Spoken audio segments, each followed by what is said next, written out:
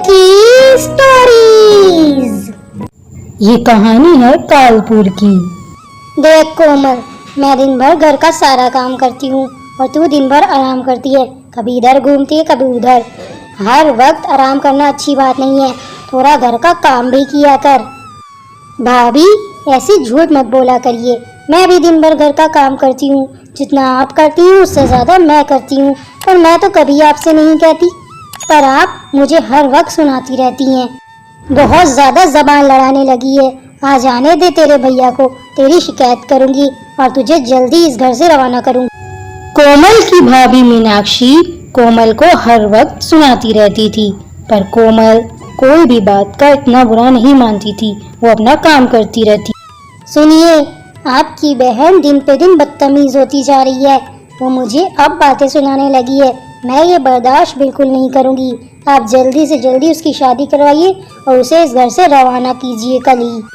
मीनाक्षी, मैं दिन भर का थका हारा आया होता हूँ और तुम मुझे आते ही शिकायतें करने लगती हो। मैं कोमल के लिए लड़का ढूंढ रहा हूँ और वो लड़का कल ही कोमल को देखने भी आएगा।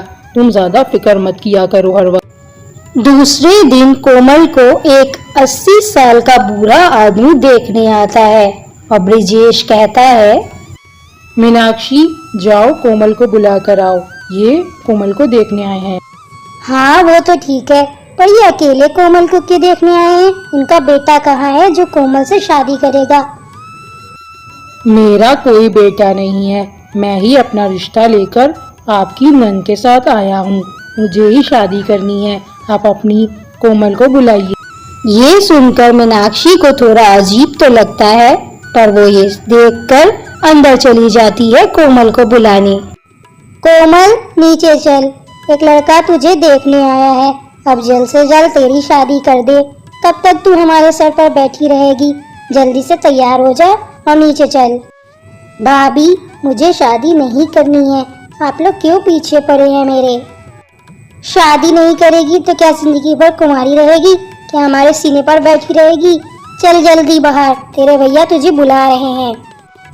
ये है वो लड़का भैया जिससे आपने मेरी शादी पक्की की है? आपको ये लड़का दिखता है? इस 70 साल के बूढ़े से आप मेरी शादी करवाना चाहते हैं? आप पागल हो गए? ए लड़की, तेरे भैया को मैंने 1 लाख रुपए दिए हैं पूरे तुझसे शादी करने के लिए। एक तो तू काली है, तुझे कोई लड़का नहीं मिलेगा। मुझसे ही शादी कर ले तू। देख ब्रिजेश, अपनी बहन को समझा। ये काली कलूटी को कोई भी नहीं मिलेगा। अगर इसको मुझसे शादी नहीं करनी तो तू मुझे 1 लाख रुपए वापस दे दे। सही कहा बुड्ढे तुमने। मुझे तुमसे शादी नहीं करनी और यहाँ से निकल जाओ, वरना पुलिस बुला लूंगी। ब्रिजेश, मेरे 1 लाख रुपए मेरे घर पे भिजवा देना और अपनी बहन को थोड़ी तमीज सिखा। ये कहकर वो बूढ़ा आदमी वहाँ से चला जाता है और कोमल को ब्रिजेश बहुत डांटता है। कोमल, कितनी मुश्किल से ये रिश्ता मिला था, वरना तेरा काला रंग देख के सब लोग रिश्ते से मना कर देते हैं। अब तू बता, तेरी शादी मैं कहाँ करूँगा? देखिए, अब कोई जरूरत नहीं है इसके लिए रिश्ता ढूंढने की।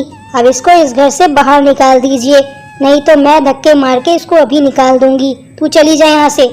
ठीक है भैया भाभी, आप लोगों पे बोझ बन रही हूँ तो मैं अभी यहाँ से चली जा रही हूँ। पर एक बात याद रखिएगा, जिंदगी में कभी अपनी शक्ल भी मत दिखाइएगा आप लोग। कोमल वो घर छोड़कर हमेशा के लिए चली जाती है। कोमल यही सोच रही होती है कि वो अब कहाँ रहेगी और किसके साथ रहेगी। चलते चलते इस गर्मी में प्यास लगने लगी। अच्छा हुआ ये हैंडपंप मिल गया, नहीं तो मैं प्यास के मारे बेहोशी हो जाती। कोमल वो हैंडपंप चलाने लगती है। तभी उस हैंडपंप से एक रोशनी निकलती है और वहाँ पर सोने का ढेर लग जाता है। इतना सारा सोना इस हैंडपंप से? लगता है ये कोई जादुई हैंडपंप है।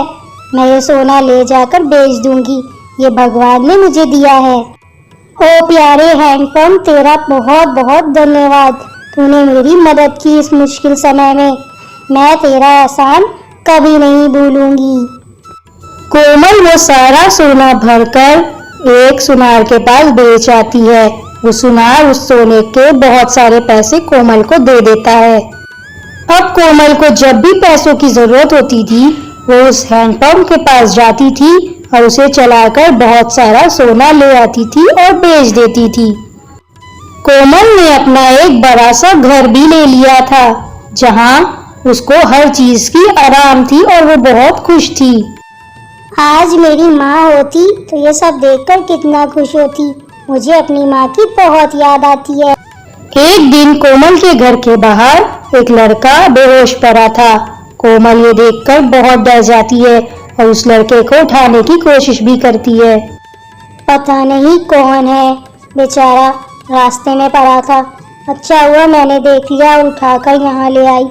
चलो इसको सोने देते हैं, मैं अपना काम कर लेती हूँ। कुछ देर के बाद उस लड़के को होश आ जाता है।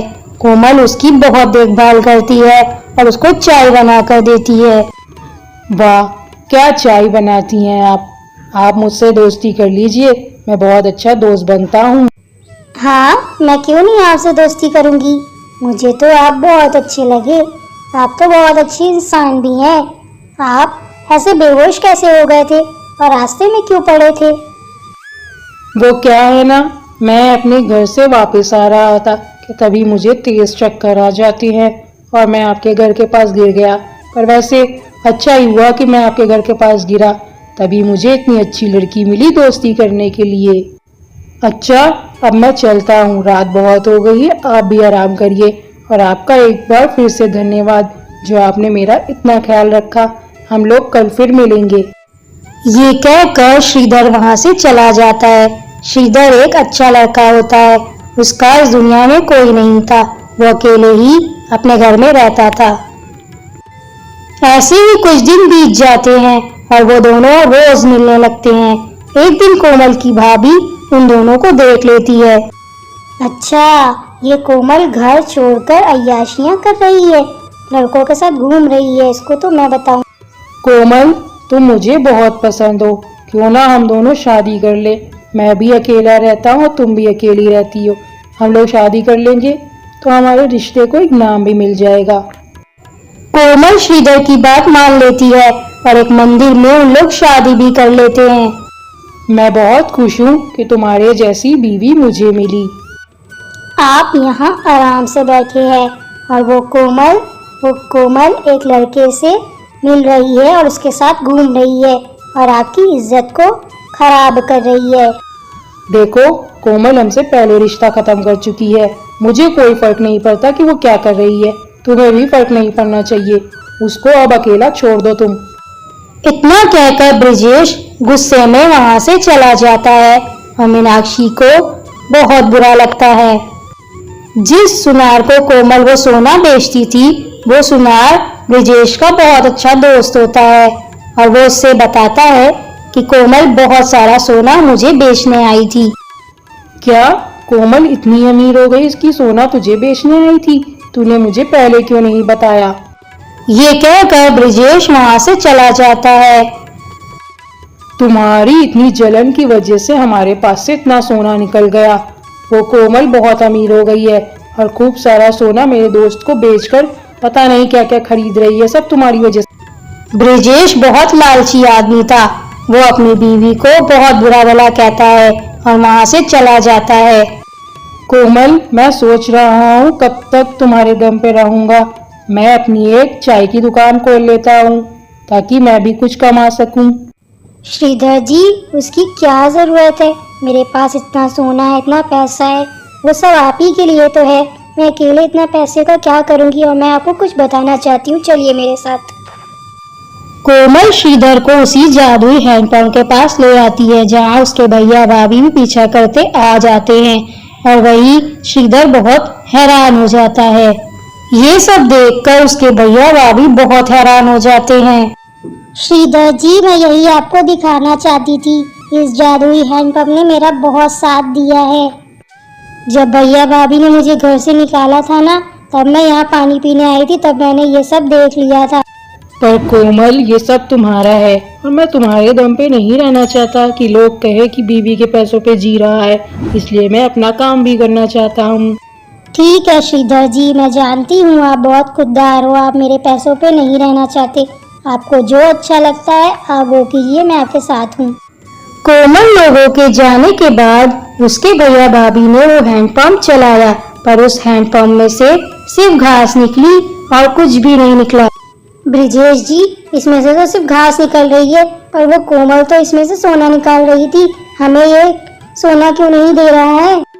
हा हा हा, तुम दोनों को क्या लगता है कि मैं सबको सोना देता हूँ?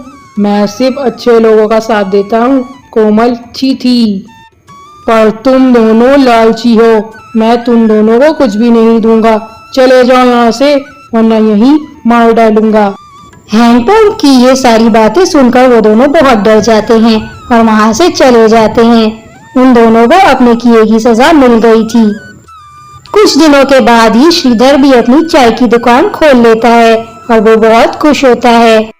और फिर कोमल और श्रीधर का एक बच्चा हो जाता है, जिसे देखकर कोमल कहती है, मेरे भैया भाभी ने बहुत बुरा किया था, पर अब मेरे साथ सब कुछ अच्छा अच्छा होगा।